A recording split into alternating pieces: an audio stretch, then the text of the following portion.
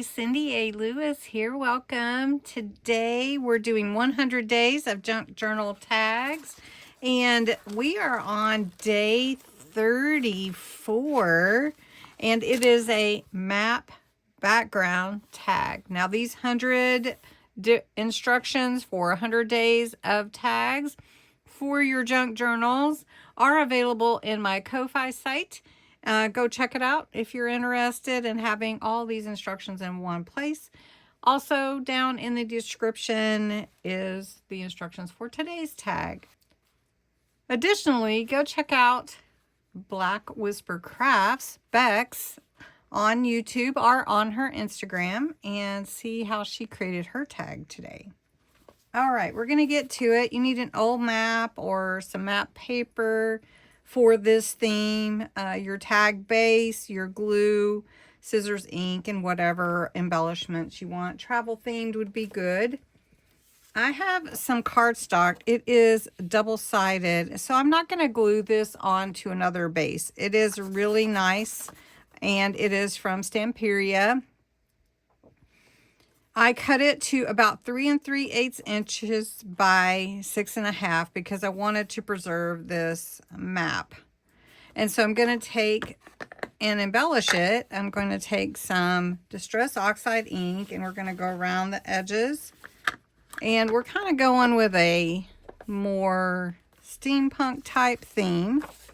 This is a book page that I, had fun embellishing. So we're going to add a little bit of this to this page. I think we're just going to add a little strip because I don't want to cover the whole thing.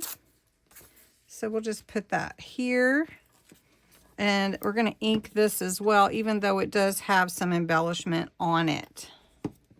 I dyed this book page with stamping inks and a little bit of dioxide sprays to get these colors.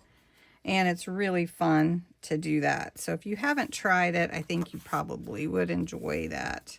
Just using your inks. And I believe I used this ocean blue or parakeet. Can't remember because I've had this a while and it's been in my stash.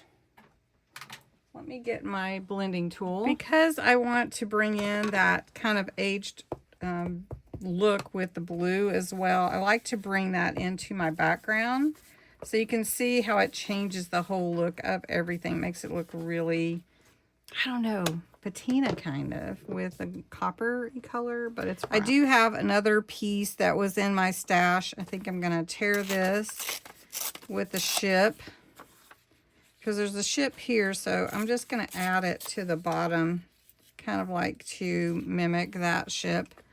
And I could tear the other side, but I think I might leave it, and then we'll put some lace or something on it, or maybe some texture.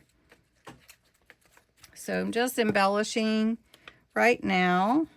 So we have that ship there. We have this little ship here. Then I have some clocks or watches. I have some stickers. I'm just going to put one there. I'm not going to use that or that. Do have these clocks here, I think, and gears, and we'll put those on here, and then we'll put a charm and some ribbon.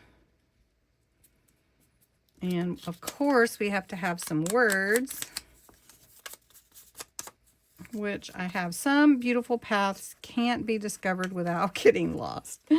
That's good. So we're just going to put that there. Here is my word. I don't know if I need lace. Maybe I don't. Covering up South America there, though.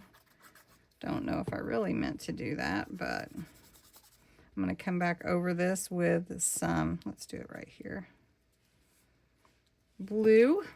This is ocean blue again. Bringing in that blue just makes all the difference, I think. Okay. Then I think I'm really happy with this, so I'm going to take my chiffon ribbon. I have the wider brown color. I'm just going to tie it at the top. And this is what I came up with. I did use a little glitter paste. It's called Enchanted Ocean. It has a green tint to it. and it looks really good. I'm glad I put that on there. Just adds to it all the way. And then I added 2 charms on the ribbon at the top. So I hope you like it. Thanks so much for watching. Come back tomorrow for more.